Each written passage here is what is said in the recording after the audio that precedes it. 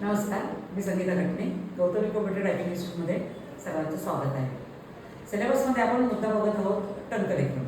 तर टंकलेखन हा पूर्ण शब्द आपण बघत असताना टंक म्हणजे काय समजलं, लेखन म्हणजे काय तर आपल्याला माहिती आहेच, पण त्याचा पूर्व इतिहास मागच्या व्हिडिओमध्ये आपण थोडक्यात पाहिला की आदिमानवाच्या अवस्थेपासून लेखनाची संपर्काची पहिली गरज होती आणि मग लेखनाची गरज माणसाला निर्माण झाली आणि नंतर लेखन हे इतकं माणसाच्या आयुष्यात एक अविभाज्य भाग झालेला आहे. आजही लेखनाशिवाय काहीच करता येत नाही. माणसाचे व्यवहार आहेत हे लेखनाच्याच साह्याने आपण जास्तीत जास्त करत असतो. तर तेव्हा पूर्वीच्या काळी लिहित असताना काट्यांच्या साह्याने कागदावर कोरून लिहिणे, नंतर मग शाईचा शोध, मग तोडक्या मोडक्या अक्षरात लिपीचा शोध लागला आणि मग माणसं लिहित असताना त्याची हस्ताक्षरं वेगवेगळी, कोणाचं सुवाच्य, कोणाचं घाणेरडं, कोणाचं समजेल असं एक वेगवेगळे ते जगच निर्माण झालं. आणि मग असं करता करता काहींचं हस्ताक्षर जुळत नाही, काहींना वेळ लागतोय, तर कुणाच्या तरी डोक्यात आलं असेल की आपण एका ठराविक फॉन्टमध्ये जर हे आपल्याला लिहिता आलं तर वाचणं पण सोपं जाईल, शिवाय पटकन होईल.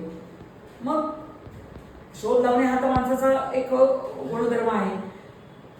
टायपिंग मशीनचा शोध लागला आणि त्याच्या साह्याने एका फॉन्टमध्येच लिहिणं अतिशय सोपं होऊ लागलं, अतिशय वेगात होऊ लागलं. सगळ्यात महत्त्वाचं काय झालं असेल तर टायपिंग मशीनवर टायपिंग करत असताना तुम्ही जे 2 हातात पेन धरून लिहिता ते सर्व काम तुमचं 10 बोटांमध्ये विभागलं गेलं आणि त्यामुळे कित्येक वेळ माणूस काम करून सुद्धा थकत नाही असं व्हायला लागलं. आता आज तर बघा, कॉम्प्युटरवर इतका स्मूथ कीबोर्ड आहे, किती वेळ टायपिंग करत बसतो आपण, लिहित बसतो तरी आपल्याला त्याचा थकवा जाणवत नाही. पण बघा, 2 हाताने लिहिलं तर माणूस कधीच पळून जातो, 1-2 पानं जास्तीत जास्त लिहू शकतो, मग विश्रांतीची गरज वाटते. त्या मानाने टायपिंग मशीनवर, लोखंडी मशीनवर जास्त वेळ करेल, पण तरीसुद्धा त्याची शक्ती त्याच्यामध्ये वाया जाते. पण कॉम्प्युटरवर टायपिंग करत असताना माणूस जास्त तुलनेने कमी थकतो आणि तुलनेने टंकलेखन हे जे अपेक्षित होतं ते त्याच्यावर साध्य होतं.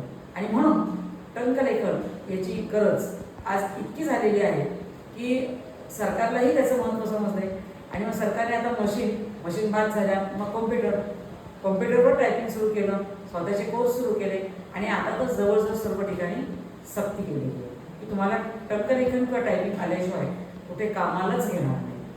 अशा पद्धतीने. धन्यवाद.